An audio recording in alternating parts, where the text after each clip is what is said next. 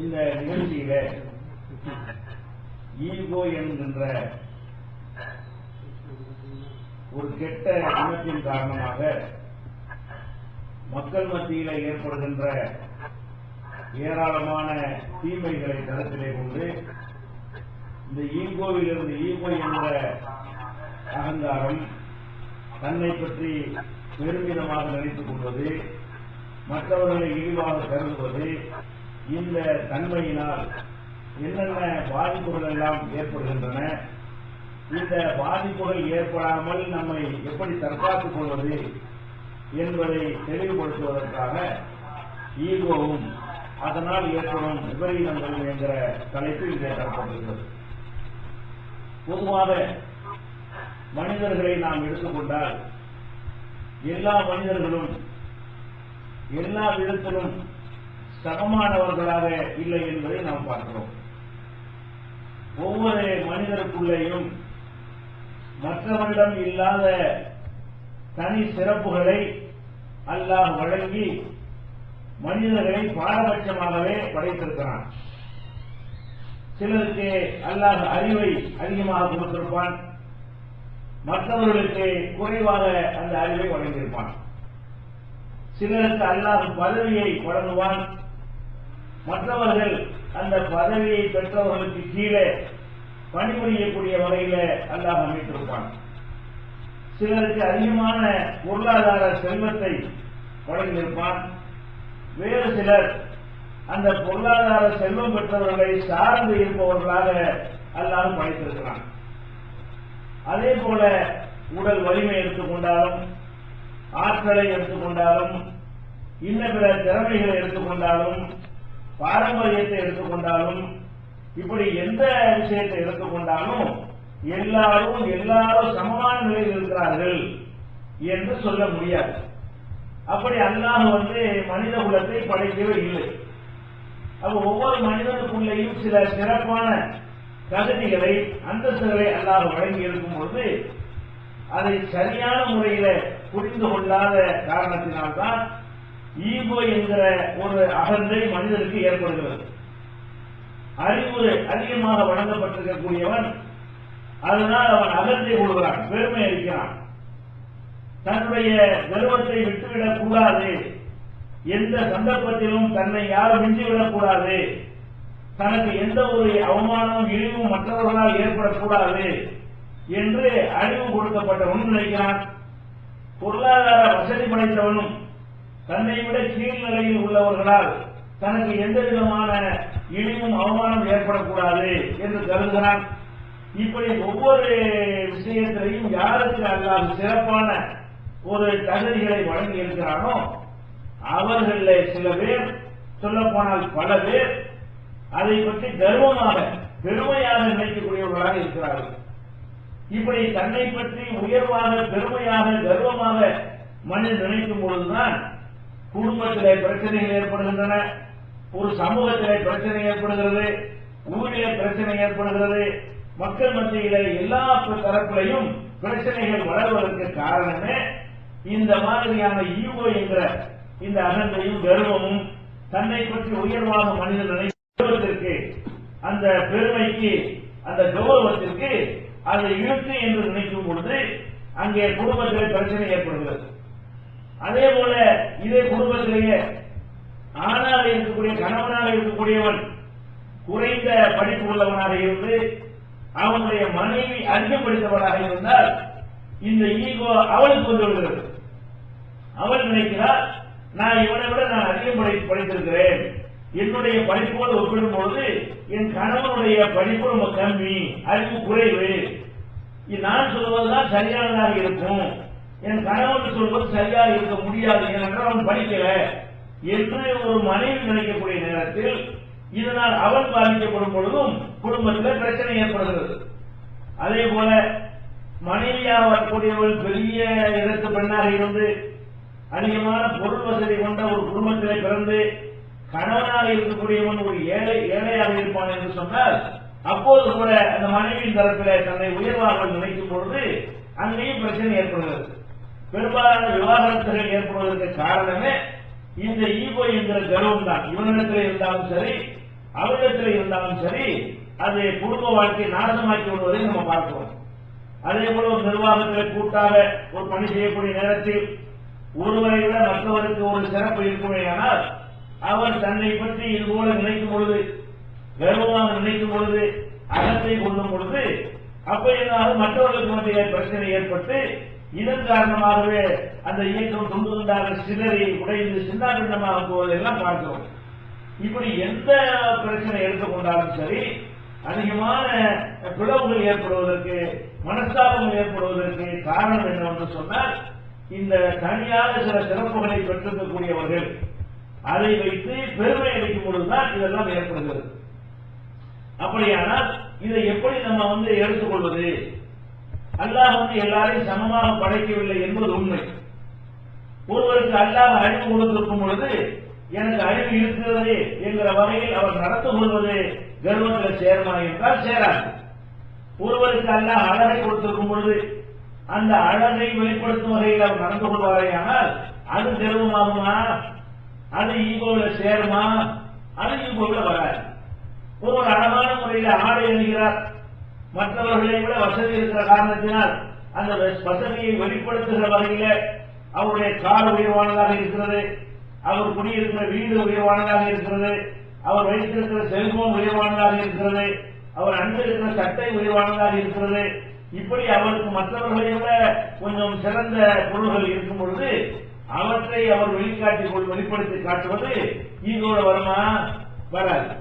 அப்போ ஒரு மனிதனுக்கு அல்லாஹ் சில சிறப்புகளை கொடுத்திருக்கிறான் என்று சொன்னால் அந்த சிறப்பை உணர்ந்து அதற்கேற்ப ஒரு நடந்து கொள்வது ஒரு காலத்தில் பிரச்சனை உண்டாக்காது. அல்லாஹ் கூட குர்ஆனில் அதை சொல்லி காட்டுகிறான். வலாத்த தமன்னோ மா ஃபல்லல்லாஹு பி பாதுமாவின், உங்களில் சிலரை விட வேறு சிலருக்கு அல்லாஹ் சிறப்பை வழங்கி இருக்கிறான், அதை பார்த்து நீங்க யாரும் பணப்படாதீர்கள். அப்ப சிலரை விட சிலருக்கு சிறப்பை அல்லாஹ் வழங்கி இருப்பதாக சொல்லும் பொழுது அதற்கேற்ப அவன் நடந்து கொள்வது மார்க்கத்தில் தடுக்கப்பட்டதும் கிடையாது. அதனால் எந்த விதமான ஒரு விவகாரம் வரவும் செய்யாது. ஒரு கல்விக்கூடம் இருக்கிறது, அங்கே பாடம் நடத்துகிற ஆசிரியர் இந்த மாணவர்களை விட எனக்கு தெரியும், விஷயம் தெரிஞ்சவன் என்று நினைப்பது தப்பா? அவர் விஷயம் தெரிஞ்சிருக்கிற காரணத்தினால அவர் ஆசிரியராக போட்டிருக்கிறார்கள்.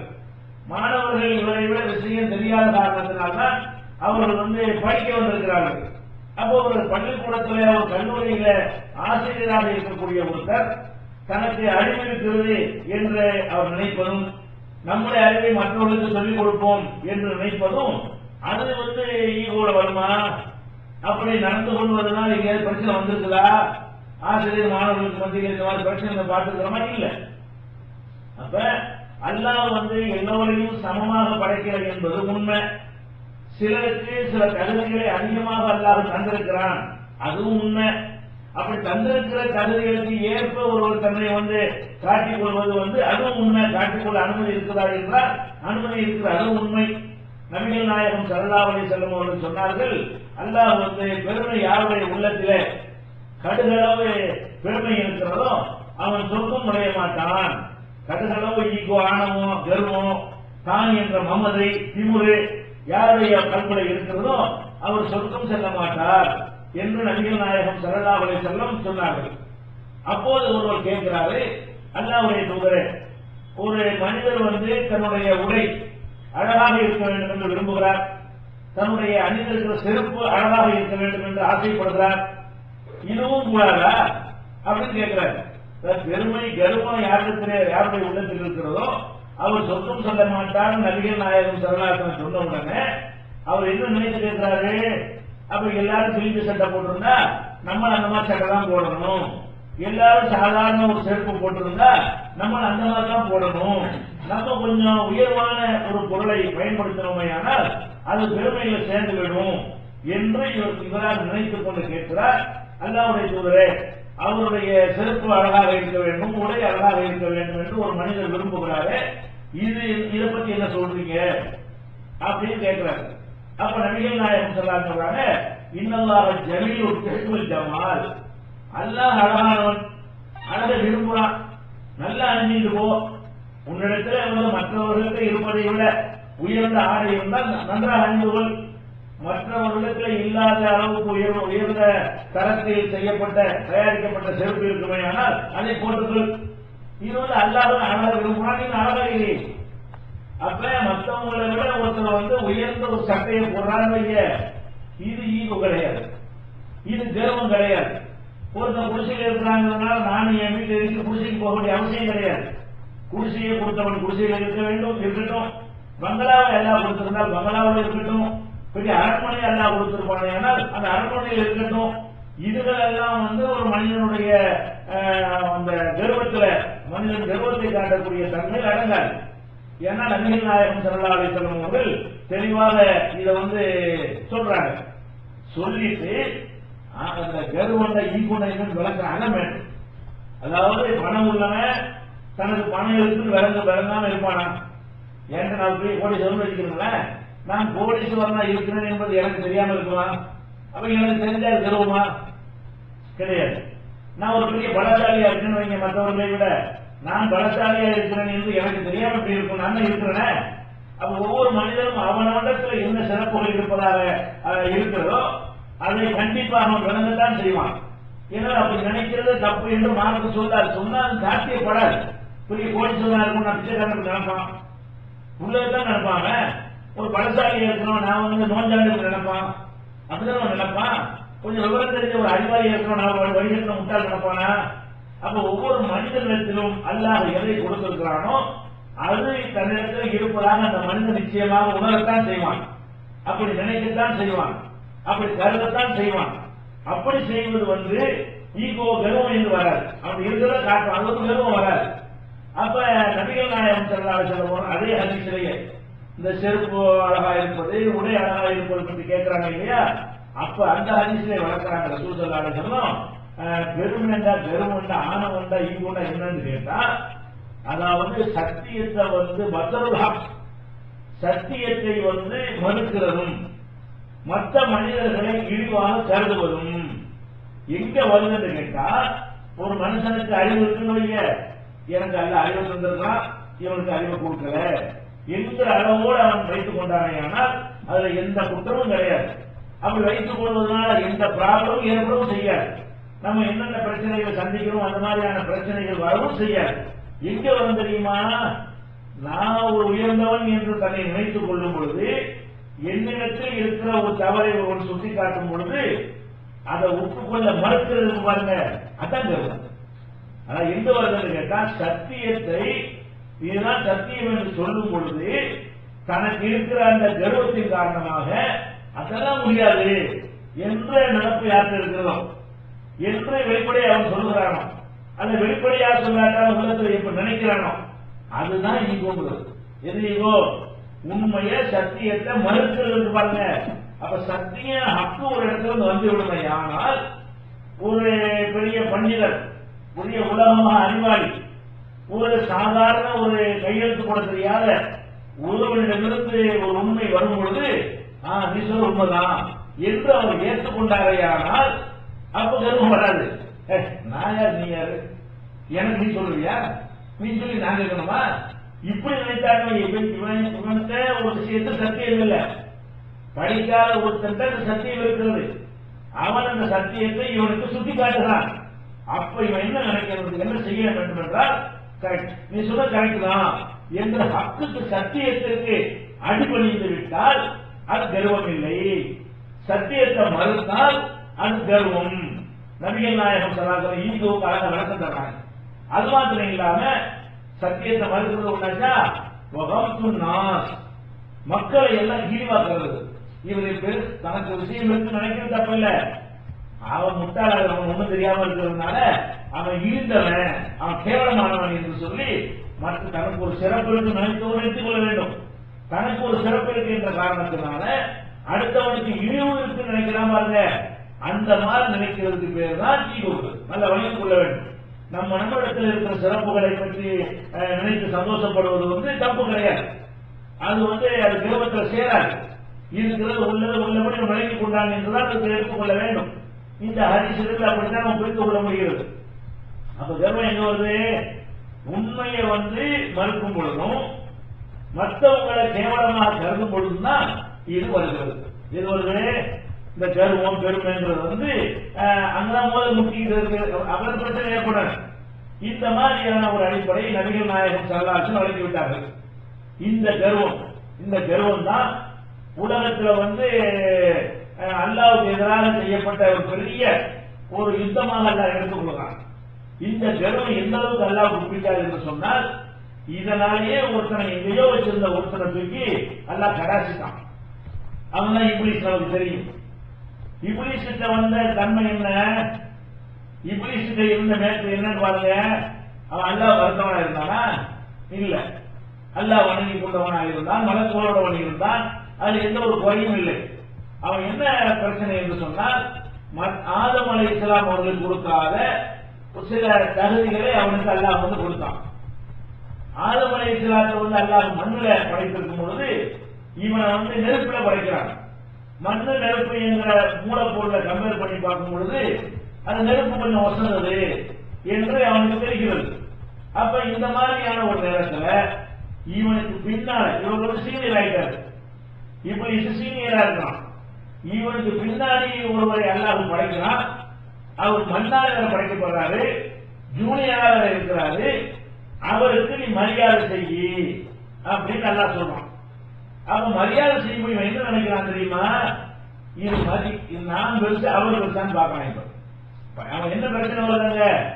நான் பெரியதா அவர் பெரியதா? நான் எவ்வளவு சீனியரான ஒரு ஆளு, நான் வந்து எதிர்த்து படைக்கப்பட்டிருக்கிற ஒரு ஆளு, என்னைய போய் இவருக்கு பண்ணி சொல்றதா அப்படிங்கிற ஒரு கேள்வி அவனுக்கு வருகிறது.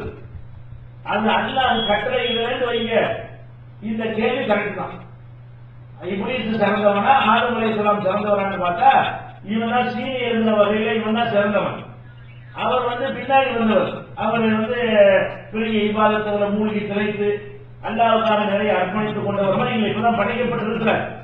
அப்ப இவர் பெரிய அளவில் அல்லாஹ்வுக்கு பெரிய சாதனைகள்லாம் செஞ்சவர் கிடையாது. அந்த வகையில பார்க்கும் பொழுது இவன் சொன்ன அந்த விஷயம் கரெக்டா இருக்குது. என்ன கரெக்டா இருக்குது? ஹலக்தனி மின் நார் வ ஹலக்துஹு மின் தீன். என்னை நெருப்பால் படைத்தாய், அவரை வந்து நீ மண்ணால் களிமண்ணால் படைத்திருக்கிறாய். அஸ்ஜுது லிமன் ஹலக்து தீனா. களிமண்ணில் நீ படைத்த அளவுக்கு நான் வந்து பணிவேனா? நான் பணிகிறதா இருந்தா என்னை மாதிரி ஒரு ஆள் பணிய சொல்லு, அவருக்கு பணிவேனா அப்படின்னு கேட்கிறான்.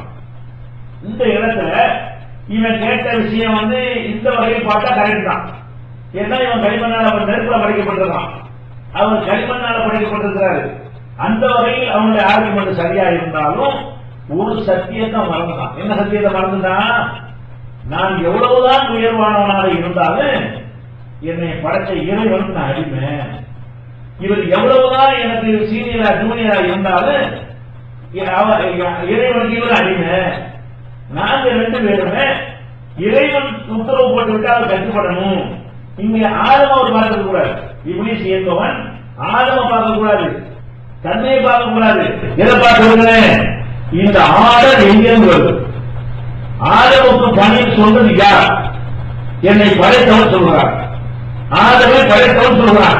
இங்க ஆதமுக்கு இவன் பணிந்திருந்தால் அது ஆதமுக்கு செய்கிற மரியாதையாக இருக்காது, படைத்த இறைவனுக்கு செய்கிற கட்டளை. இந்த ஹக்கு என்பது சத்தியம். எந்த சத்தியத்தை வழங்கல?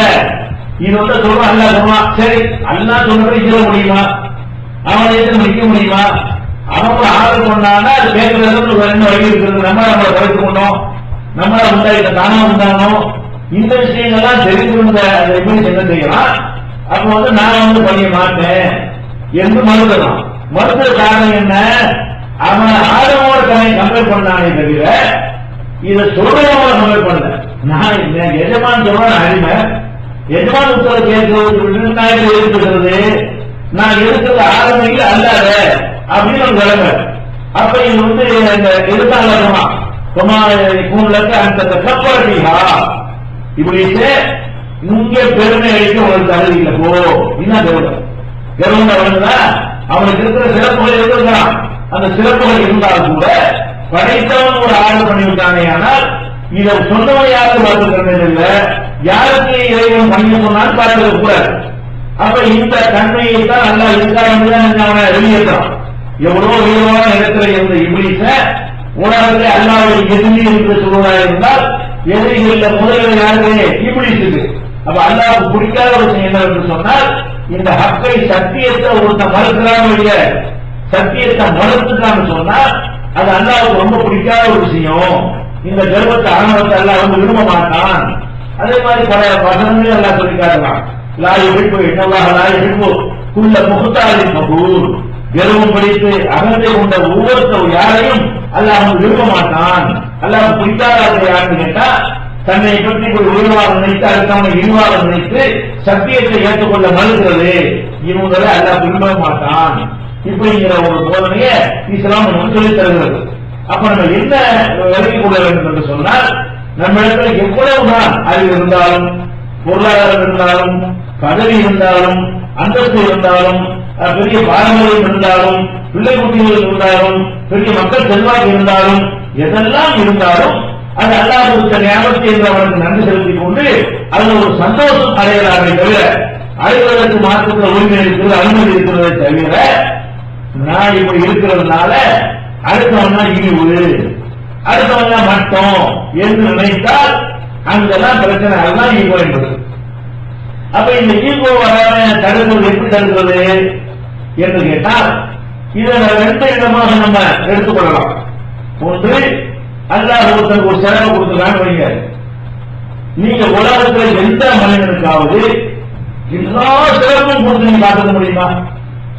பணத்தில் இருந்தா பத்து, பதவியில் இருந்தா பத்து, அறிவில் இருந்தா பத்து, ஆற்றல் இருந்தா பத்து, மக்கள் செல்வாக்கு இருந்தா பத்து என்கிற மாதிரி அனைத்துமே உள்ள கொடுக்கப்பட்ட ஒருவரை நீங்க உலகத்தை பார்க்க முடியுமா?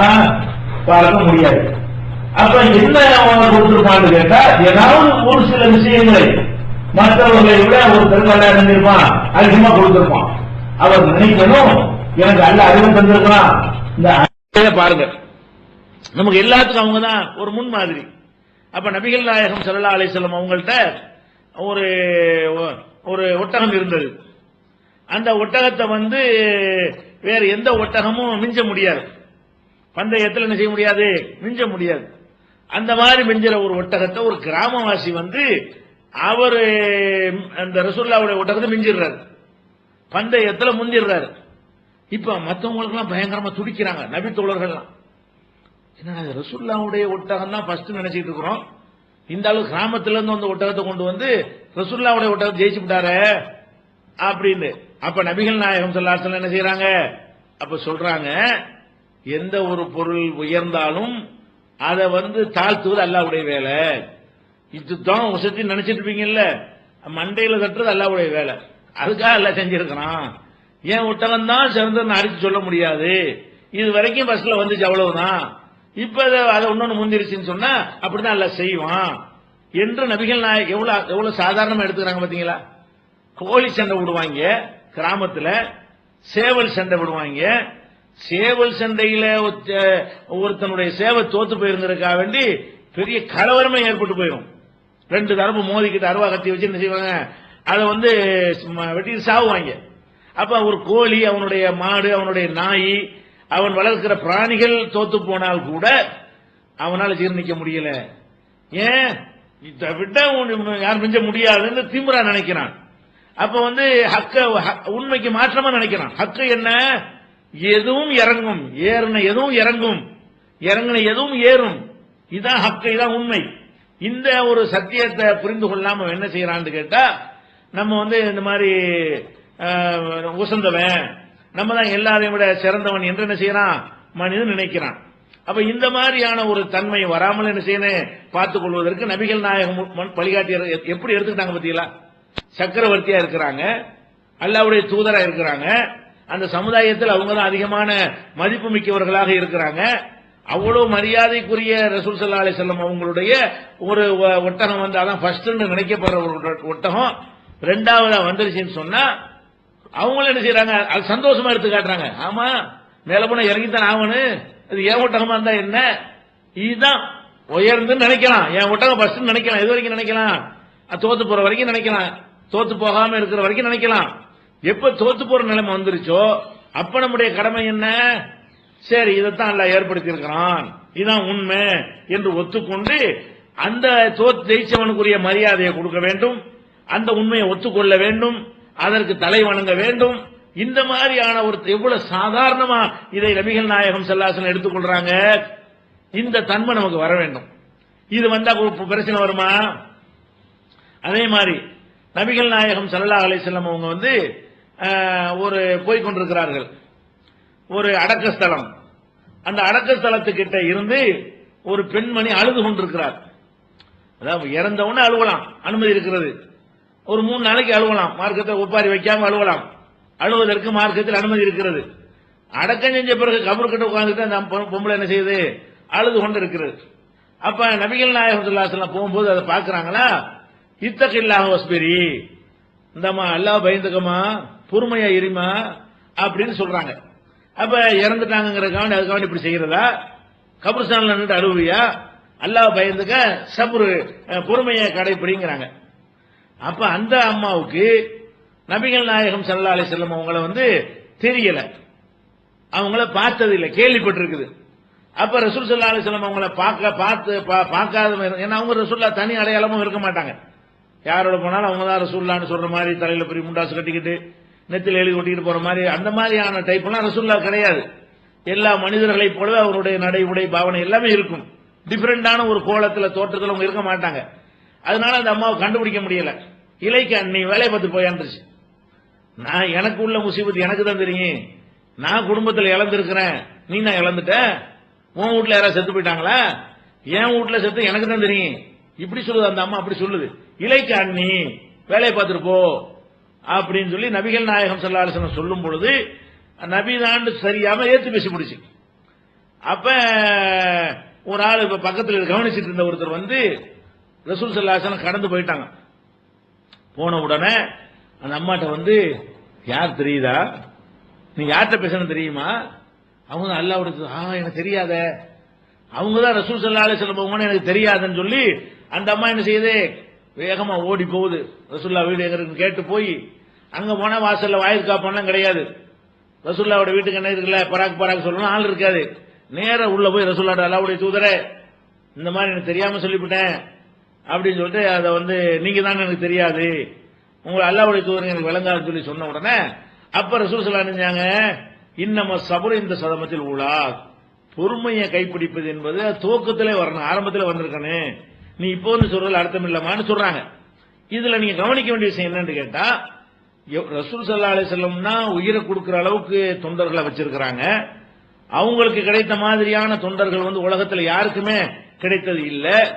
அந்த அளவுக்கு உயர்வாகவும் மரியாதையும் கருதப்படக்கூடிய தொண்டர்களை வைத்திருக்கிற ரசூல் ஸல்லல்லாஹு அலைஹி வஸல்லம் அவங்களுக்கு ஒரு அம்மா வந்து வேலை பார்த்துட்டு போயான்னு சொன்னா, இது மாதிரி ஒரு கவுன்சிலர்கிட்ட சொன்னா என்ன நடக்கும், ஒரு எம்எல்ஏ சொன்னா என்ன நடக்கும், ஒரு இன்ஸ்பெக்டர் சொன்னா என்ன நடக்கும், ஒரு ஏட்டையாட்ட சொன்னா என்ன நடக்கும்? அப்ப வந்து அல்லாஹ்வுடைய என்ன செய்றாங்க, அப்படியே பேசாம போயிடுறாங்க. வேலையை பார்த்துட்டு போனோம்னு செய்றாங்க. சரி நம்மள தெரியல, தெரிஞ்சாதான் கேட்டிருப்பாங்க, தெரிஞ்சு கூட இப்படி சொல்லலாம் அப்படின்னு சொல்லிட்டு அதை ஒரு சாதாரணமா எடுத்துக்கொண்டு அவங்க வாட்டு போயிட்டாங்க. அப்ப இதுல வந்து ஒரு பெரிய பாதிப்பாயி அப்படி டென்ஷன் ஆகி போய் அப்படி தலையில கைய வச்சுக்கிட்டு, என்ன நான் எப்படிப்பட்ட ஒரு ஆளு, என்னை எதிர்த்து உன் வேலையை பார்த்துட்டு போட்டு கேட்பதா? இந்த மாதிரி நபிகள் நாயகம் ஸல்லல்லாஹு அலைஹி வஸல்லம் செய்யல அப்படிலாம் கேட்பதற்கு எல்லா தகுதியும் உங்களுக்கு இருக்கிறது. அவங்களை ஏற்று யார் பேசுனது கிடையாது. அடிக்கடி பேசி பழகின ஆளுக்காவது பழகி போயிருக்கும். நபிகள் நாயகம் ஸல்லல்லாஹு அலைஹி வஸல்லம் அவங்களை வந்து அவங்க தோழர்கள் யாருமே இந்த மாதிரி எல்லாம் பேசவே மாட்டாங்க. அப்படியான ஒரு இந்த மாதிரியான ஒரு அந்தஸ்தோட வளம் வந்து கொண்டிருந்த அல்லாஹ்வுடைய தூதரை பார்த்து உங்களே பார்த்துட்டு போய் என்று சொல்லும் பொழுது கொஞ்சம் கூட பாதிக்காம சாதாரணமா போயிட்டாங்க. சரி, போன பிறகு அந்த அம்மா வந்துச்சுல, அப்போ ஆச்சு, ஏன் என்ன ஏத்துட்டு பேசுனியா, நான் யார் தெரியுமா, என்ன ஏத்து பேசி மன்னிப்பு வந்திருக்கிறியா, அப்படியா சொன்னாங்க. சாதாரணமா போறாங்க, சாதாரணமா சந்திக்கிறாங்க, சாதாரணமா அதுக்கு ரிப்ளை கொடுக்கறாங்க. ரசூல் ஸல்லல்லாஹு அலைஹி வஸல்லம் பொறுமையான முதல் சொன்ன அப்ப கேட்டிருக்கணுமா, நீ பொறுமை என்பது எடுத்த எடுப்புலயே வரணுமே தவிர இப்படி எல்லாம் வந்து சுட்டிக்காட்டின பிறகு வரக்கூடாது, அதான் நல்ல சிறந்தது என்று சொல்லி மார்க்க அறிவுரை ஒன்று சொன்னார்களே தவிர தன்னை அந்த அம்மா ஏற்று பேசினது என்பதை வந்து ஒரு கடுகளவு கூட அவங்க காட்டிக்கொள்ளவே இல்லை. அப்ப என்ன மேட்ரு இதுல, சத்தியத்தை பாருங்க, சொன்ன விஷயத்த சொல்றாங்க. சரி, நம்ம வந்து அல்லாஹ்வுடைய தூதர் எல்லாம் தெரிஞ்சிருக்கணுமா, எல்லாரும் கேட்கணுமா? இந்த மாதிரி பாதிக்கப்பட்ட உணவுல இருந்து அவங்க 4 வாரத்தை சொல்ல மாட்டாங்களா? அவங்க சொல்றது இந்த மாதிரி உரிமை இருக்கா இல்லையா? இப்படிங்கிற மாதிரி ரசூல் ஸல்லல்லாஹு அலைஹி வஸல்லம் அவர்கள் எடுத்துக்கொண்டாங்க பாருங்க. இதுக்கு என்ன காரணம்? இந்த சத்தியத்தை மறுத்தரக்கூடாது, மக்களை இழிவா கருதிடக்கூடாது. நபிகள் நாயகம் ஸல்லல்லாஹு அலைஹி வஸல்லம் அவங்க ஒரு ஆள்கிட்ட கடன் வாங்கியிருக்கிறாங்க. கடன் வாங்கினவர் வந்து கேட்க வர்றாரு. கேட்க வந்தா எப்படி கேட்கிறாரு? கடுமையான முறையில கேட்கிறாரு. என்ன கடுமை என்றெல்லாம் ஹதீஸ் சொல்லப்படல. ஆனா கடுமையான முறையில கேட்கும் பொழுது சஹாபாக்கள் கோபம் வந்து அவர் அடிக்க போற அளவுக்கு அவருடைய அந்த கேட்கிற விதம் கடுமையாக இருக்கிறது. அப்ப நபிகள் நாயகம் ஸல்லல்லாஹு அலைஹி வஸல்லம் சொல்றாங்க, தௌஹு விடுங்க, இன்னலி சாஹிபில் ஹக்கி மகாலன், கடன் கொடுத்தவருக்கு இது மாதிரியாக பேசுகிற உரிமை இருக்கிறது. ஒருத்தர் கடன் கொடுத்தாரையானால் அந்த கடன் கொடுத்தவர் என்ன செய்யலாம்? இந்த மாதிரி பேசலாம், அவருக்கு உரிமை இருக்கிறது. எவ்வளவு உயர்ந்த இடம் பாத்தீங்களா? அல்லாஹ்வுடைய தூதர், ஜனாதிபதி சக்கரவர்த்தி, அவங்கள சுற்றி பெரிய படையே வச்சிருக்கிறாங்க, உயிரை கொடுக்கக்கூடிய படையை வைத்திருக்கிறாங்க. அதுக்கும் மரியாதை கொடுக்காம, தூதருக்கு மரியாதை கொடுக்காம, மன்னருக்கு மரியாதை கொடுக்காம அற்பமான ஒரு கடனை கொடுத்ததுக்காக வேண்டி வந்து கொடுக்குறியா இல்லையா? என்ன வார்த்தை சொன்னார்னு வரல, ஆனா கடுமையா கேட்டார்னு வருது. அப்ப இது போன்ற ஒரு வாசகத்தை பயன்படுத்தி அவர் கடனை கேட்கும் பொழுது நபிகள் நாயகம் ஸல்லல்லாஹு அலைஹி வஸல்லம் வந்து இதெல்லாம் நினைச்சு பார்த்து கர்வப்பட்டாங்களா? நான் யாரு? என்கிட்ட கடன் கேட்கிறியா? நான் யாரு தெரியுமா உனக்கு? நினைச்சா உன்னை எப்படி உள்ள போட்டுருவேன் தெரியுமா? இந்த மாதிரிலாம் சொன்னாங்களா? அப்ப என்ன செய்யறாங்க? அதுல உள்ள உண்மையை பாக்குறாங்க. அதாவது அவங்க கொடுத்தவர், நான் வாங்கினவர், நான் தூதருங்கிற ஒரு அந்தஸ்து எனக்கு இருக்கலாம், நான் சக்கரவர்த்திங்கிற ஒரு மன்னருங்கிற ஒரு அந்தஸ்து எனக்கு இருக்கலாம், எனக்கு இவ்வளவு பெரிய தொண்டர்கள் தோழர்கள் எல்லாம் எனக்கு உறுதுணையாக இருக்கலாம், அது ஒரு வகை. அதே நேரத்தில் இதுல உள்ள உண்மை என்ன? நான் கடன் வாங்கியவன், இவர் கடன் கொடுத்தவர். அப்ப கடன் கொடுத்தவருக்கு சில உரிமை இருக்குமையானால் அது என் விஷயத்திலும் அவருக்கு இருக்கிறது. அந்த வகையில் அவர் வசதி நான் கீழே தான் அர்த்தம். அவர் கொடுத்தவராகிவிடார், நான் வாங்கினவராகி விடுகிறேன் என்று சொல்லி அவர் விட்டுருங்க. இன்னலி சாஹிபில் ஹக்கி மகாலன், கடன் கொடுத்தவருக்கு இது போன்ற சில சொற்களை சொல்லுகிற உரிமை இருக்கிறது, மார்க்கத்தில் இருக்கிறது. இதாங்க ஈகோ ஒழிக்கிறது. ஈகோ எது ஒழிக்கும்? அதாவது நம்ம உசந்த ஆள் தான், நமக்கு திறமை இருக்குதான், நம்மள்ட்ட பணம் இருக்குதுதான், நமக்கு வந்து ஒரு செல்வாக்கு இருக்குதுதான், ஆனாலும் அந்த மேட்டில் என் பக்கம் தப்பு இருந்தா அப்படி சரணடைஞ்சிருந்தேன். குறிப்பிட்ட விஷயத்தில் என்னிடத்தில் பிழை இருந்தால் அது அப்படி என்ன செய்யணும்? ஒத்துக்கொள்ள வேண்டும். அதுல எனக்கு சிறப்பு இருக்கிறதுனால அனைத்திலும் நான் தான் சிறந்தவன் என்று நினைத்துவிடக் கூடாது. இந்த தன்மை வர வேண்டும் என்பதற்கு தான் நபிகள் நாயகம் ஸல்லல்லாஹு அலைஹி வஸல்லம் அவங்களுடைய இந்த தன்மை உதாரணமாக இருக்கிறது. எந்த அளவுக்கு என்றால், நபிகள் நாயகம் ஸல்லல்லாஹு அலைஹி வஸல்லம் அவங்க மக்கள்கிட்ட எந்த மாதிரி இருந்தார்கள் என்பதை சொல்லும் பொழுது, ஒரு அரபு நாட்டில் மதீனாவில் இருக்கக்கூடிய ஒரு அடிமையாக இருக்கக்கூடிய ஒரு கிழவி வந்து ரசூலுல்லாஹ்வோட கையை பிடிச்சி, ரசூலுல்லாஹ்வே எனக்கு ஒரு வேலை இருக்கு, எனக்கு ஹெல்ப் பண்ண வாங்கன்னு கையை பிடிச்சி கூப்பிட்டா கூடவே போய் அந்த வேலையை முடிச்சு கொடுத்துட்டு வருவாங்க. என் கையை நீ முடிக்கிறதா? நான் நீ இழுத்தெழுப்புக்கு நான் வர்றதா என்று அவங்க கேட்டது இல்லை என்று சொல்லும் அளவுக்கு, இதோ புகாரில் வரக்கூடிய ஆதாரபூர்வமான ஹதீசுகள் என்று சொல்லும் அளவுக்கு நபிகள் நாயகம் ஸல்லல்லாஹு அலைஹி வஸல்லம் அவங்களுடைய அந்த எளிமை, அதாவது உயர்வாகவும் இருந்தார்கள், உயர்வாகவும் மக்கள் கருதினார்கள், தன்னுடைய மார்க்க கட்டளைகளுக்கு மக்கள் கட்டுப்பட வேண்டும் என்றெல்லாம் அவர்கள் வலியுறுத்தினார்கள். அதே நேரத்தில் வந்து இதனால வந்து அனைத்திலையும் நான் தான் சிறந்தவன், அனைத்திலும் என்னை யாரும் எதுக்க கூடாது, எந்த ஒரு பிழையும் யாரும் எனக்கு சுட்டி காட்டக்கூடாது என்கிற மாதிரி அவர்கள் நடந்திருக்கிறார்களா? நடந்தது இல்லை. அப்ப இந்த ஒரு அடிப்படையான விஷயங்களை நாம விளங்கி கொண்டோம் வைங்க, ஈகோ மேட்டர் வராது. ஒரு குடும்பத்தை எடுத்துக்கிறங்க, கணவன் மனைவி பிரச்சனை வருதுல. இப்ப ஆம்பளை என்ன நினைக்கிறான்?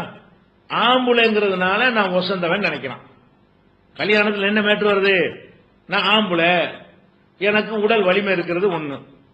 ரெண்டாவது வந்து பொருளாதாரத்தை வந்து அவங்களோட நான் தான் திரட்டக்கூடியவனா இருக்கிறேன், அது போக அவங்கள பாதுகாக்கக்கூடியவனாக நான் தான் இருக்கிறேன். அப்ப அந்த மாதிரிலாம் இருக்கிறதுனால நான் வந்து எனக்குன்னு ஒரு சிறப்பு எல்லாம் தந்திருக்கிறான்னு சொன்னா அது தப்பு கிடையாது, அவன் நினைக்கலாம். அப்படி நினைக்கிறதுக்கு என்ன இருக்கு? மார்க்கத்தில் அனுமதி இருக்கு, நினைச்சுக்க. அதே நேரத்தில் உன் மனைவியா இருக்கக்கூடியவள் வந்து நீ செய்யற தப்பு உனக்கு சுட்டி காட்டும் பொழுது நீ என்ன செய்யணும்? இது தப்பு தானே, இது சரிதானே, நீ சொல்ற கரெக்ட் தானே அப்படின்னு வழங்கணுமா இல்லையா? நான் புருஷன் பொண்டாட்டி, நீ என்ன எடுத்து பேவியா? நீ என்ன எடுத்து கேள்வி கேட்க, இதான மேட்டர் வருது. இவர் கணவர் என்கிற அந்த ஆணாக இருக்கிற ஒரு காரணத்தினால என்ன வேண்டாலும் செய்வதற்கு அனுமதி இருக்குன்னா இப்படி ஆண் என்கிற ஒரு சிறப்பு உனக்கு இருக்கிறது உண்மை. அதே மாதிரி பொருளாதாரத்தில் பெண்களை விட நீ தான் ஓடி ஆடி திரட்ட முடியும். அதுக்கு அது உடல் ரீதியாக உனக்கு தான் அந்த வலிமை இருக்கு, அது உண்மை. இந்த உண்மையில் நீ சந்தோஷப்பட்டுக்க. அதுக்காக வேண்டி பெண் என்பவளுக்கு ஒரு சிறப்புமே இல்லையா? அவளை மாதிரி உனக்கு பிள்ளைய வளர்க்க முடியுமா? நீ பெத்த பிள்ளைய உனக்கு தூங்க வைக்க உனக்கு தெரியுமா? நீ பெத்த பிள்ளை மலைஜலம் கழிச்சு அதை எப்படி செய்ய தெரியுமா? இது வயிற்ற வலிச்சு அழுதால் அந்த அழுகை உனக்கு அமர்த்த தெரியுமா? சோறு ஊட்டி விட தெரியுமா? உனக்கு பால் கொடுக்கறத விட்டு உனக்கு சோறு ஊட்டி விட தெரியுமா? அந்த குழந்தைகளுடைய சேட்டையெல்லாம் உனக்கு சகித்துக் கொள்ள முடியுமா? அப்ப வகனன் அலா வகனின் ஹமலத்து உம்முஹு வகனன் அலா வகனின், கஷ்டத்துக்கு மேல் கஷ்டம், சிரமத்துக்கு மேல் சிரமத்தோடு சுமந்து இவனை பெற்றெடுத்தால் சொல்லி காட்டுற அந்த தாய்மை உனக்கு இருக்குதா? மனிதர்களே நான் அதிகமாக யாருக்கு நன்றி கடன் பட்டவன் என்று ஒருத்தர் கேட்கும் பொழுது நபிகள் நாயகம் ஸல்லல்லாஹு அலைஹி வஸல்லம் உம்முக்கு உன்னோட அம்மாண்டாங்களே. அடுத்து யாருன்னு கேட்கும்போது உன்னோட அம்மா தான்டாங்களே. அடுத்து யாருன்னு கேட்கும்போது உன்னுடைய அம்மா தான் சொல்லி அப்புறம் உன் தந்தைங்கிறாங்க. அப்ப ஒரு மனிதன் அதிகமாக கடன் பட்டது யாருக்குன்னு பெண்ணுக்கு தானே. அப்ப உனக்கு ஒரு சிறப்பு இருக்குன்னா அந்த மட்டும் ஒத்துக்க, அவளுக்குள்ள சிறப்பை நீ மறுக்கிற. அப்ப எனக்கு இந்த சிறப்பு இருக்குமே, ஆனால் பெண்ணுக்கு அந்த சிறப்பு இருக்கிறது. அவளுடைய பொறுமை, அவளுடைய சகிப்புத்தன்மை, அவளுடைய குடும்ப நிர்வாகம், அவளுடைய அந்த குழந்தைகளை வளர்க்கக்கூடிய தன்மை, பொறுப்பு, இதெல்லாம் யோசிச்சு பார்க்கும் பொழுது இதெல்லாம் நம்ம கிட்ட கூட நிக்க இயலாது. இந்த வகையில் அவ சிறந்து நிக்கிறா, இந்த வகையில் நான் சிறந்து நிக்கிறேன். இதுல ஏன் யுகம் வருது? இவன் என்ன நினைக்கிறான்? ஆம்பளை அவளுக்கு உண்மை இல்லைன்னு நினைக்கிறான். இவன் ஆம்பளையா இருக்காருல்ல, அதனால பெண்களுக்கு எந்த ஒரு உரிமை கிடையாது, எந்த ஒரு தகுதி இல்லை, எந்த ஒரு திறமை இல்லை, எந்த ஒரு நற்பண்புகளும் கிடையாது, எந்த ஒரு நல்ல விஷயங்கள்லையும் ஆற்றலும் கிடையாது என்று இவன் நினைக்கும் பொழுது என்னவாகிறது? ஒரு கொஞ்ச நாளைக்கு சகிச்சுக்கிட்டு இருப்பான். அளவுக்கு மேல போகும்போது போடா நாயின்னு போயிடறாளா இல்லையா? இந்த புருஷனை வேணான்னு சொல்றாளா இல்லையா? அதுக்கு என்ன காரணம்? நீ உன்னிடத்துல இருக்கிற சிறப்பை நீ ஒத்துக்க, அவள்கிட்ட இருக்கிற சிறப்பை சேர்த்து ஒத்துக்க. எல்லா சிறப்பும் உனக்கே இருக்கிற எப்படி சொல்லிக் கொள்ள முடியும்? அப்ப இந்த குடும்ப பிரச்சனைகள்ல வரும்போது என்ன என்ன எதனால வருதுன்னு கேட்டா, தனக்கு இருக்கிற சிறப்பை பத்தி நீ சந்தோஷப்பட்டுக்கலாம்.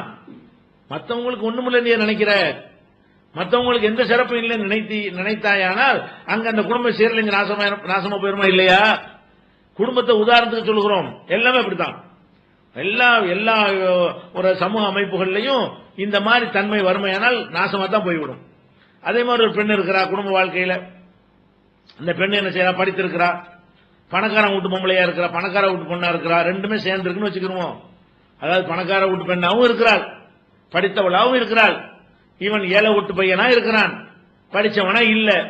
இப்ப என்ன செய்யலாம்? அந்த பெண்ணு அவளுக்குள்ள அந்த சிறப்பை நினைத்து சந்தோஷப்படலாம், தப்பு கிடையாது. நம்மகிட்ட எல்லா வசதி தந்திருக்கிறான், நம்ம நன்றி செலுத்துவோம், இதை கொண்டு என்ன நல்ல காரியம் செய்யணுமோ செய்வோம், கணவரை விட நம்ம அல்ல அந்த வகையில ஒரு சிறந்த நிலையில வச்சிருக்கிறான் என்று நினைத்தால் அது தப்பு கிடையாது. அதே மாதிரி நம்மளுக்கு நல்ல நம்ம படிச்சிருக்கிறோம், டிகிரி வாங்கிட்டோம், அந்த வசதி அவருக்கு இல்ல, நம்ம நிறைய படிக்கிறதுக்கு இறைவன் வாய்ப்பை தந்திருக்கிறான்னா அப்படி நினைக்கிறது தப்பு கிடையாது. ஆனா அதுக்காக வேண்டி ஆண் என்பதற்காக வேண்டி அவனுக்குன்னு சிலது இருக்கும்ல, அதுலயும் குறுக்கிட்டு மட்டம் தட்டினா, அதுலயும் இழிவுபடுத்தினா, அவனை ஒரு புழுப்பூச்சி மாதிரி பார்த்தால், என்னமோ இவதான் எல்லாத்திலையும் வசந்தவ மாதிரி, அவனுக்கு ஒண்ணுமே இல்லைங்கிற மாதிரியும் பார்த்தால் அப்ப என்னவாக? நீ உன்கிட்ட உள்ளதுல சந்தோஷப்படு, உன்கிட்ட இல்லாத விஷயம் அவன்கிட்ட இருக்கா இல்லையா? உனக்கு இல்லாத சில ஆற்றல் திறமையெல்லாம் அவனுக்கு இருக்கா இல்லையா? ஒரு ஆண் துணை இல்லாம ஒரு பெண்ணால வாழ்ந்துட முடியுமா பாதுகாப்பாக? அந்த மாதிரியான விஷயத்துக்கெல்லாம் அவன் ஒரு தேவைப்பட்டவனாக இருக்கிறான் அப்படின்னு நினைத்துக் கொண்டு அவனுடைய உயர்வு எதுல அல்லாஹ் உயர்வை கொடுத்திருக்கிறானோ அந்த உயர்வை ஒத்துக்கொண்டு, உனக்கு எதுல அல்லாஹ் உயர்வை தந்திருக்கிறானோ அந்த உயர்வை மட்டும் நீ புரிந்து நடந்து கொண்டால் அங்க பஞ்சாயத்து வருமா? வராது. இவன் அது மாதிரி நடந்து கொண்டால், சரி நம்ம படிக்கலாம், படிச்சிருக்கான், இதெல்லாம் என்ன செய்யறது, என்ன நீ படிச்ச படிப்புல எப்படி இருக்குது கேட்கவும் மாட்டாரு. சில புருஷமார்கள் இருக்கிறாங்க, அவங்க வீட்டுல மனைவிமார்கள் ஆலிமார்க் படிச்சிருப்பாங்க, மார்க் அறிஞர்களா இருப்பாங்களா, இவர் என்ன செய்வார்? மார்க்கும் தெரியாது, ஏன்னா இவர் படிக்கல தெரியாது. இதுல என்ன போலிக்கிறோம் இதுக்கு? இல்லன்னா இல்லன்னு சொல்லி போக வேண்டியதானே. அப்ப நீ படிக்கலங்கும் போது மார்க்க விஷயம் தெரிஞ்சு மனைவிக்கு தெரிஞ்சிருக்குமே, ஆனால் இது என்ன நம்ம குர்ஆன்ல என்னமா இருக்குது, ஹதீஸ்ல என்ன இருக்குது, நீ படிச்ச படிப்புல இதுக்கு என்ன தீர்வு இருக்குன்னு கேட்கணுமா இல்லையா? இவர் கேட்க மாட்டார், வெளியில உள்ள யார்ட்டா போய் கேட்பாரு. பொண்டாட்டிக்கு தெரிஞ்சிருந்தா கூட இவ சொல்லி நாங்க கேட்கிறதா? என் வீட்டுல இருக்கிறான், நான் ஆம்பளை பொண்ணை என் பொண்டாட்டி, இவள்கிட்ட நாங்க தெரிஞ்சுக்கணுமா? அந்த மாதிரி அது மாதிரி உலகத்துல ஒரு தந்தி வரும், இங்கிலீஷ்ல வரும், இங்கிலீஷ் தெரியாது, பொண்டாட்டிக்கு தெரிஞ்ச கேட்டு தெரிஞ்சுக்க வேண்டியான இங்க எடுத்துட்டு எங்கேயாவது போவான். இதுக்கு என்ன அர்த்தம்? வீட்டுல பொண்டாட்டி கேட்க மாட்டான். அப்ப என்ன மேட்ருன்னு கேட்டா, உன்னிடத்துல ஒரு தகுதி, திறமை, ஆற்றல் இருக்குமையானால் அதுல மட்டும் நீ உனக்கு இருக்குன்னு நினைக்கணும். அது அல்லாத விஷயம் உனக்கு கீழே உள்ள மாணவன்கிட்ட இருந்தால், உனக்கு கீழே உள்ள மனைவிடத்தில் இருந்தால், உனக்கு கீழே உள்ள பிள்ளைகள்கிட்ட இருந்தால், உனக்கு கீழே உள்ள குடிமக்கள்கிட்ட இருந்தால், உனக்கு கீழே உள்ள உறுப்பினர்கள்ட்ட தொண்டர்கள்ட்ட இருந்தால் அதை ஒப்புக்கொள்ளணுமா இல்லையா? அதுக்கு மரியாதை கொடுக்கணுமா இல்லையா? அப்ப அந்த மாதிரியான ஒரு அடிப்படையில் இல்லாம இவன் அப்படி கர்வமா நினைக்கும் போது நம்மள மிஞ்சி எதுவும் வரக்கூடாது. பள்ளிக்கூடத்தில் வச்சு ஒரு மாணவனுக்கு பாடம் நடத்தும் போது இவர் ஏதாவது ஒரு பிழை விட்டான்னு வைங்க, ஒரு மாணவன் எடுத்து சார் நீங்க சொன்னதுல தப்பு மாதிரி தெரியுது சார் வைங்க, கர்வம் வச்சு அவனை ஃபெயில் ஆக்கிடுவாரு. என்ன செய்வாரு? ஆசிரியர்னா இவர் பாடம் நடத்துறாரு, பாடம் நடத்தும் போது இவரே ஒரு பிழை என்ன செய்வார், கணக்குல பிழையை விட்டுருவாரு.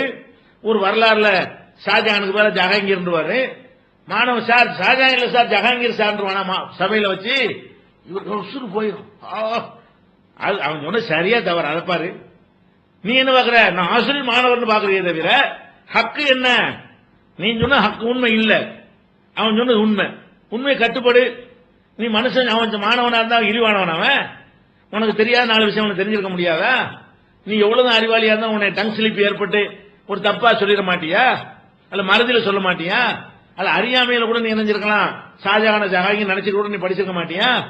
அப்ப இந்த மாதிரி எல்லாம் நடந்துச்சுன்னு சொன்னா அந்த மாணவனை நடத்துற விதம், அதுக்கு பிறகு அவனை எங்க எல்லாம் மட்டம் திரும்ப தட்டுறது, அவனை தலையில குட்டி குட்டி வைக்கிறது, அவனை எது சந்தர்ப்பம் கிடைக்கும் போதெல்லாம் இழிவுபடுத்துறது, இதுகளெல்லாம் நம்ம பார்க்கத்தானே செய்யறோம். இதான் இயக்குங்கிறது. இதுதான் திம்ம. என்ன மேட்டர்னு கேட்டா, நம்ம இடத்துல இருக்கக்கூடிய தன்மைகள்ல நமக்கு சந்தோஷப்படுவதோ நிறுத்திக் கொள்வதோ தப்பே கிடையாது. மொத்தமும் நம்ம இடத்துல ஒரு தவறை சுட்டி காட்டும் பொழுது அது தலைவணங்க மருத்துவம் என்று சொன்னால் அப்பதான் அங்கதான் ஈகோன்னு ஆசிரியர் மாணவர் உறவு நாசமாகி போய்விடும், தலைவன் தொண்டன் உறவு நாசமாகி போய்விடும். அப்ப அது மாதிரி ஒரு குடும்ப தலைவன் குடும்ப உறுப்பினர்களுக்கு மத்தியில உறவு நாசமாகி போய்விடும். ஒரு ஜமாத்து தலைவர் ஜமாத்தார்களுக்கு மத்தியில் உள்ள உறவு நாசமாயிரும்.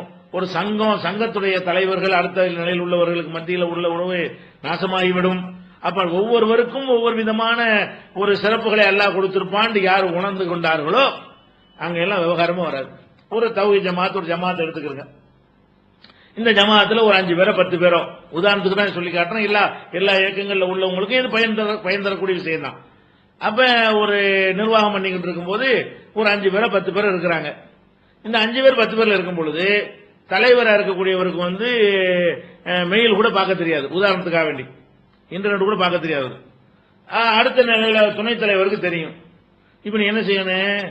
தலைவருங்கிற முறையில உனக்கு சில திறமைகள் இருக்கலாம், ஒரு விஷயத்தை மெயில் அனுப்ப அவரை தானே கேட்கணும். அந்த உயர்வு அவருக்கு இருக்குன்னு ஒத்துக்கிறணுமா இல்லையா? அவங்க கொடுக்காம இவர் வெளியே போய் அனுப்ப சொல்லுவார். நான் தலைவர், துணைத் தலைவர், துணைத் தலைவருடைய ஹெல்ப்ல நாங்க செய்யறதா? அதுக்கான கண்டவன்ட்டையும் போய் கேட்பாரு. இவர் இந்த ஹெல்ப் எங்க கேட்பாரு? சம்பந்தம் இல்லாத ஆள்கிட்ட போய் கேட்டாலும் கேட்பாரு தவிர தனக்கு கீழே தனக்கு சகாவா இருக்கிற ஆள்கிட்ட கேட்க மாட்டேங்கிறாரு. இப்படி ஒவ்வொருத்தருக்கும் ஒரு தலைவரா இருப்பாரு, கணக்கு பார்க்க தெரியாது, வரவு சொல்ல பார்க்க தெரியாது, அதுல உள்ள பொருளாளராக ஒருத்தர் போட்டுப்பாங்க நல்லா பாப்பாரு. அப்ப என்ன பண்ணணும்? அந்த திறமை அவருக்குன்னு ஒத்துக்க வேண்டியதானே? எனக்கு ஒரு திறமை, உனக்கு ஒரு திறமை, உனக்கு ஒரு திறமை, அப்படித்தானே எல்லாம் கொடுத்திருக்கிறான். அப்ப எல்லாரும் அவரவர்களுக்கு ஒரு திறமையை கொடுத்திருக்கிறான். அனைத்து திறமையும் எல்லாருக்கும் கொடுக்கவில்லை, கொடுத்த திறமைகளை முழுசாக யாருக்கும் கொடுக்கவில்லை, அனைத்தையும் கொடுக்கல, எதை கொடுத்தாலும் அது முழுசாக கொடுக்கவில்லை. இந்த மாதிரியான ஒரு அடிப்படையில் நம்ம புரிந்து கொண்டோமே ஆனால் அப்ப என்ன வராது? இந்த ஈகோ பஞ்சாயத்து ஒண்ணுமே வராது. குடும்பம் அப்படி சூப்பரா போய்கிட்டு இருக்கும், அந்நியனமும் போயிட்டு இருக்கும், சந்தோஷமா போயிட்டு இருக்கும், ஒரு குடும்ப நிர்வாகம் அழகா போயிட்டு இருக்கும், சங்கம் அழகா போய்கிட்டு இருக்கும், ஜமாத் அழகா போய்கிட்டு இருக்கும், ஊர் நாடு எல்லாம் நல்லபடியா போயிட்டு இருக்கும். யாருக்கு மத்தியில இந்த பிரச்சனை வராது. அப்ப இந்த ஒரு அடிப்படையை விளக்குறதுக்கு தான் அந்த ஹதீஸ்ல ரத்தின சுருக்கமா அந்த ஈகோ எல்லாத்துக்கும் மரணாடி கொடுக்கிற மாதிரி யாருடைய உள்ளத்திலே கர்வம் இருக்கிறதோ, ஒரு கடுகளவு இருக்கிறதோ, லா யதுகுலுல் ஜன்னா மன் கான ஃபீ கல்பிஹி மிஸ்காலு ஹப்பத்தி ஹர்தலின் மின் கிபரின், பெருமையில் கடுகளவு யாருடைய உள்ளத்தில் இருக்கிறதோ அவன் சொர்க்கத்தில் நுழையவே மாட்டான் என்று நபிகள் நாயகம் ஸல்லல்லாஹு அலைஹி வஸல்லம் சொன்னதும், அதற்கு தோழர்கள் கேள்வி கேட்டதும், அதுக்கு விடை சொன்னதை சிந்தித்து பார்த்தீர்களே ஆனால் இது ஒண்ணு அழகான, உலகத்துல யாரும் சொல்லாத அற்புதமான அழகான தீர்வாக அவங்க சொல்லி தந்திருக்கிறாங்க. இந்த ஒரு, அதாவது சில பேருக்கு தீர்வு தெரியாம தான் குழம்பிட்டு இருக்கிறான். ஈகோ கூட ஈகோ கூடாதுமா, என்னடா ஈகோ அவனுக்கு விளக்க தெரியாது. கூடாதுன்னா எப்படி இருக்கத்தானே செய்யுது, அது விளக்க தெரியாது. அப்ப இது இறைவனுடைய மார்க்கமா இருக்குன்னா அல்லாஹ்வுடைய தூதர் அவர்கள் அப்படி ஒத்தவர்கள் எல்லாத்தையும் விளக்கிடுவாங்க. அதுக்கு தகுந்த மாதிரி வாழ்ந்து காட்டியிருப்பாங்களா, அதை வைத்துக் கொண்டு நம்ம என்ன செய்ய வேண்டும், முன்மாதிரியாக கொண்டு நம்முடைய வாழ்க்கை முறை அமைத்துக் கொண்டோமே, ஆனால் இந்த பிரச்சனை வராது. இது இல்லாம யாருக்கு இது வந்துருச்சோ, அதாவது நான் ஒரு விஷயத்துல நான் பணக்காரன் வச்சுக்கிறோமே, இந்த பணக்காரன்கிற ஒரு விஷயத்தை எந்த இடத்துல இழந்துடக்கூடாது அப்படின்னு நினைக்கும் பொழுது இவனுடைய நிலைமையெல்லாம் என்னவா இருக்கு தெரியுமா, எப்ப பார்த்தாலும் அடுத்தவனோட கம்பேர் பண்ணிக்கிட்டே இருப்பான். பணக்காரன் இருக்கான்னு வைங்களேன், இவன் வீட்டு கல்யாணத்தை பண்ணிருப்பான். எப்படி பண்ணிருப்பான், ஒரு 10 லட்ச ரூபாய் செலவு பண்ணிருப்பான். பணக்காரில் காட்டிருக்கணும்ல, அது கூட தொலைஞ்சிட மாட்டான். அப்புறம் என்ன செய்வான் தெரியுமா, எவனாச்சும் 11 லட்ச ரூபாய்க்கு பண்றானா, 12 லட்ச ரூபாய்க்கு பண்றானா, எவனாச்சும் இது மிஞ்சிரானா, இதே வேலையை மண்டியில் வச்சுட்டே இருப்பான். கிறுக்கு தான் பிடிக்கும். ஆனா நீ கல்யாணம் பண்ண அல்ல காசு இருந்தான மார்க்கத்தில் அது கூட ஆடம்பரம் கூடாது. சரி பண்றியா, கல்யாணம் பண்றியா, இந்த ஈகோ மேட்டருக்காக சொல்றேன். ஒரு முஸ்லீம் எல்லாரும் எடுத்துக்கிறோமே, நீ கல்யாணம் பண்றியா, உன்ட காசு இருக்கா, பண்ண அதுவும் தொலைஞ்சிட்டு போ.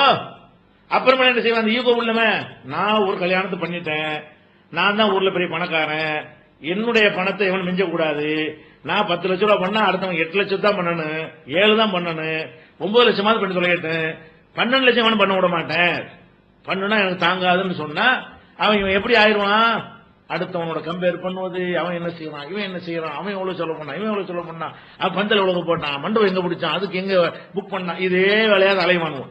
இந்த ஈகோ வந்தவன் வந்து நிம்மதியா இருப்பானா, அவன் சந்தோஷமா இருக்கணுமா இல்லையாங்க. இந்த ஈகோனால அவனுக்கு என்ன கிடைக்குது, இந்த ஈகோ வர்றதுனால அவன் கர்வம் வர்றதுனால என்ன நடக்கும் என்று கேட்டால், இப்படி தன்னுடைய தரம் இறங்கிடக்கூடாது, அடுத்தவனுக்கு முன்னிலையில் என்னுடைய மரியாதை போய்விடக்கூடாது. ஒரு அறிவாளின்னு வச்சுக்கிறோமே, அறிவாளின்னு பேர் எடுத்துட்டாருன்னு சொன்னா அதுக்கு என்ன அர்த்தம் விளங்கி இருக்கணுமா இல்லையா. அட அறிவாளிப்பா என்ன அர்த்தம், அவனோட நான் கொஞ்சம் கூட தெரிஞ்சிருக்கேன் அவ்வளவுதான், எல்லாம் தெரிஞ்சனா இல்ல, என்னை விட வேற ஒருத்தன் தெரிஞ்சிருப்பான், என்னை விட வேற ஒருத்தன் தெரிஞ்சிருப்பான், என்ன செய்யும் தெரிஞ்சிருப்பான். இன்னும் சொல்ல போனா இப்ப நபிகள் நாயகம் ஸல்லல்லாஹு அலைஹி வஸல்லம் இதுல கூட பாருங்க ஒரு அழகான முன்னுதாரணம் இருக்குது. அவங்கள்ட்ட வந்து ஒரு யூதர் வர்றாரு. யூதர் வந்து அல்லாஹ்வுடைய நபிகள் நாயகம் முஹம்மது ஸல்லல்லாஹு அலைஹி வஸல்லம் அவர்களே, நீங்க வந்து இன்னக்கும் துஷ்ரிகூன வதுனத்திதுன, நீங்களும் அல்லாஹ்வுக்கு வந்து இணை கற்பிக்கிறீங்க, இஸ்லாமிய மார்க்கத்துல அல்லாஹ்வுக்கு இணை கற்பிக்க கூடாதுன்னு எங்களை சொல்லி தர்றீங்க. ஆனா உங்க மார்க்கத்தை பார்த்தோம்னு சொன்னா நீங்களும் அல்லாஹ்வுக்கு இணை கற்பிக்கிறீங்க. ரசூலுல்லாஹ் ஆச்சரியமாக, நாங்க இணை கற்பிக்கிறோமா, என்ன இணை கற்பிக்கிறோம் அப்படின்ற உடனே அப்ப அவங்க அந்த யூதர் சொல்றாரு, உங்களுடைய தோழர்கள் உங்களை நோக்கி பேசும் பொழுது மாஷா அல்லாஹு வஷித்த என்று சொல்கிறார்கள், அல்லாஹ் நாடியபடியும் முகமது நபி அவர்களே நீங்கள் நாடியபடியும் நடந்து விட்டது அப்படின்னு சொல்றாங்க உங்க தோழர்கள். இது ஷிர்கா இல்லையா, அல்லாஹ் நாடியபடி நடக்கும் தானே நீங்க சொல்லி கொடுத்துருக்கணும். உங்க தோழர்கள் உங்களை நோக்கி எப்படி பேசுறாங்க, அல்லாஹ் நாடிய மாஷா அல்லாஹோடு நிப்பாட்டி கொள்ளாம மாஷா அல்லாஹு வஷித்த, அல்லாஹ் நாடியபடியும் நீங்கள் நாடியபடியும் நடந்தது என்று சஹாபாக்கள் உங்களை பார்த்து சொல்றாங்களேன்னு கேட்கிறார். ரசூலுல்லாஹ் என்ன செய்யணும், நீ எங்களுக்கு மார்க்கம் சொல்லிட்டு வரீங்களோ, நான் எவ்வளவு பெரிய ஆள் அப்படியே கேட்டாங்க. கரெக்டா இருக்கவனு கேட்கறது இப்படி சொல்லக்கூடாது, அப்படி சொல்ற ரசூலுல்லாஹ் கவனிக்காம விட்டாங்க. மாஷா அல்லாஹ் செய்தன்னு சஹாபாக்கள் சொல்றாங்க, இந்த அர்த்தத்தில் அவங்க சொல்லவே இல்லை. ஆனா சீரியஸா அவர் சிந்திச்சு பார்த்து இடக்கு முடக்கா சிந்திச்சு பாக்குறாரு, அந்த மீனிங் வர்ற மாதிரி தெரியுது. அப்ப உடனே என்ன செய்யறாங்க, சஹாபாக்களை நோக்கி இப்படி சொல்லாதீங்க, மாஷா அல்லாஹ் சொல்லுங்க, சும்மா சேர்த்த அல்லாஹ் நாடியபடி நடந்து விட்டது, அல்லாஹ்வுடைய தூதரே பிறகு நீங்களும் நாடினீர்கள் அப்படி சொல்லணுமே தவிர, சொல்றதா இருந்தால் அப்படி சொல்லுங்க என்று தோழர்கள் சொல்லிக் கொடுக்கறாங்க. அப்ப இதுல என்ன வழங்குறோம், எவ்வளவு உயர்ந்த ஒரு நிலையில் இருந்தாலும் கூட மற்றவங்க ஒன்றை சுட்டிக்காட்டும் போது அது சரி என்று இருந்தால் அப்படியே ஏற்றுக்கொள்ள வேண்டும். சபையில் வைத்து ஏற்றுக்கொண்டார்கள். யூதனுக்கு நான் பணிஞ்சவனா, யூதன் சொல்ற சபையில் வச்சு ஏத்துக்கிறதா, ஏத்துக்கிட்டா என் மரியாதை என்ன ஆகுறது அப்படி நினைத்தார்களா. அப்ப இதான் மேட்ரு. இந்த ஒரு தன்மையை நம்ம இடத்துல வளர்த்து கொண்டோமே ஆனால் எல்லா பிரச்சனையும் சால்வ். ஈகோ கர்வம் ஆணவம் எதுவுமே நம்ம அண்டவே அண்டாது. அது போக இது அல்லாஹ்வுக்கு ரொம்ப கோபம் தரக்கூடிய, ரொம்ப வெறுப்பு தரக்கூடிய, நரகத்தில் தள்ளக்கூடிய, நரகத்தில் சொர்க்கத்தில் நுழைய மாட்டான் என்று சொல்லக்கூடிய ஒரு மாபாதகம் என்கிற மறுமை நம்பிக்கையும் மூன்றாவதாக இதோடு சேர்ந்து கொள்ளுமையானால் நமக்கு என்ன வராது? ஈகோ வராது. ஈகோ வரல என்று சொன்னால் நம்முடைய நிம்மதி குலைஞ்சு போகாது. அடுத்தவனை கம்பேர் பண்ண மாட்டோம், அடுத்தவனை தோண்டி துருக்கிட்டு இருக்க மாட்டோம், அடுத்தவனை மட்டம் தட்டிக்கிட்டு இருக்க மாட்டோம். என்ன மட்டம் தட்டது ஒசன முடியும்? என்ன ஒசந்தவன் ஆக்கியாச்சுல, ஒரு சபையில வச்சுக்கிட்டு அடுத்தவனுக்கு ஒண்ணு தெரியல காட்டணும். அப்பதான் ஒசத்தி வரும். 4 பேர் கிறுக்கண்டு ஆக்கணும், 4 பேர் முட்டாள்னு காட்டணும். இப்படி எல்லாம் அவனை தூண்டிக்கிட்டே இருக்கும். இதையே வேலையை அணிஞ்சிட்டுவான். அடுத்த என்னை விட இவன் வசந்தரக்கூடாது, எந்த சபையிலையும் நான் ஒருத்தனை மட்டம் தட்டிட்டே இருப்பேன் அப்படிங்கிற மாதிரியான ஒரு எண்ணத்துக்கு உள்ளாகி கடைசியில முடிவு என்னன்னு கேட்டா மெண்டலா போயிடுவாங்க. மன அழுத்தங்கிறான இந்த ஈகோ தான் மன அழுத்தத்துக்கு பிரதானமான காரணம். தன்னை பற்றி அபரிமிதமாக நினைத்ததான் ஈகோ வந்துதான் மனநோய்க்கு மனிதன் என்ன செய்யறான்? ஆளாய் கொண்டிருக்கிறான். ஆக சுருங்க சொல்வதாக இருந்தால் நம்ம சில முக்கியமான 4 விஷயங்களை நீங்கள் கவனத்தில் கொள்ள வேண்டும். ஒன்னு, இது படைச்ச இறைவனுக்கு அறவே பிடிக்காது. இப்லீஸ் அதனால தூக்கி எறியப்பட்டான். அல்லாஹ்வை ஏத்து கேள்வி கேட்கிறதுங்கிறது அவன் சொன்ன விஷயங்கள் கரெக்டா இருந்தாலும் சொன்ன யாருன்னு பார்க்க மாட்டேன்ட்டான். இந்த கிபுரு பெருமை அடிக்கிறவன அல்லாஹ் நேசிக்க மாட்டான்னு என்ன செய்யணும்? இதை நீங்க விளங்கிக் கொள்ள வேண்டும். இப்படி நடந்து கொண்டால் அதனுடைய பரிசு நரகத்தில் கொண்டே சேர்த்துரும். 2வது விளங்கிக் கொள்ள வேண்டும். 3வதாக நமக்கு அல்லாஹ் என்னதான் கொடுத்திருந்தாலும் அந்த ஒரு விஷயத்தை அல்லாஹ் நமக்கு தந்திருக்கிறானே தவிர மற்றவங்களுக்கு எல்லாம் ஒண்ணும் இல்லாம கோழி முட்டை ஆக்கிரல. மற்றவங்க திருக்குரானின் அறிவியல் சான்றுகள் பாகம் 2 இஸ்லாம் பெண்கள் உரிமையை பறிக்கிறதா? பிறை ஒரு விளக்கம், இஸ்லாம் ஒரு இனிய மார்க்கம், நபித்தோழியர் வரலாறு, குற்றச்சாட்டுகளும் பதில்களும், நோன்பு, இயேசு இறைமகனா, வருமுன் உரைத்த இஸ்லாம், உண்மை தோழர் அபுபக்கர் அலி, பெண்களுக்கான நபி வழி சட்டங்கள், அறிவுச்சுடர் அன்னை ஐசார் அலி, இஸ்லாத்தில் சொர்க்கம் நரகம், நபித்தோழர்களும் நமது நிலையும், துவாக்களின் தொகுப்பு, முகைதீன் மௌலிது ஒரு ஆய்வு, குரானை எளிதில் ஓதிட, நபிகள் நாயகம் பல திருமணம் செய்தது ஏன், யாக்குத்பா ஒரு ஆய்வு, நபி வழியில் நம் நபி வழியில் குழந்தை வளர்ப்பு, தராவி தொழுகை ஒரு ஆய்வு, ஜக்காத் ஒரு ஆய்வு, இஸ்லாத்தில் இல்லறம், கியாமத் நாளின் 10 அடையாளங்கள், நபிகளாரின் நற்போதனைகள், மன்னரை வாழ்க்கை, பைபிளில் நபிகள் நாயகம், இஸ்லாத்தின் பார்வையில் பில்லி சூனியம், தர்கா வழிபாடு, நபிகளாரின் இறுதி நாட்கள், இஸ்லாமிய கொள்கை, சரியான ஹதீஸ்களும் தவறான ஹதீஸ்களும், சந்திக்கும் வேளையில் கொள்கை விளக்கம், பேய் பிசாசு உண்டா, கற்பனை கதைகள், நவீன பிரச்சனைகளும் தீர்வுகளும், டப்ளிக் தாகலின் தொகுப்பு, சுபகான மௌலிது ஒரு ஆய்வு, மனிதனுக்கேற்ற மார்க்கம், நேர்ச்சையும் சத்தியமும் மனனம் செய்வோம், விளக்கப்பட்ட உணவுகள், அர்த்தமுல்லா இஸ்லாம், குர்பானியின் சட்டங்கள், தொழுகை, இஸ்லாத்தின் பார்வையில் கனவுகள், இஸ்லாமிய திருமணம், இறைவனிடம் கையேந்துங்கள், மீராஜும் அதன் படிப்பினைகளும், வேதம் கொடுக்கப்பட்டோர் யார் மற்றும் prophet Muhammad the greatest man. Moon publication 83/3 மூர்தரு முதல் மாடி மண்ணடி சென்னை 1. Phone number 65690810.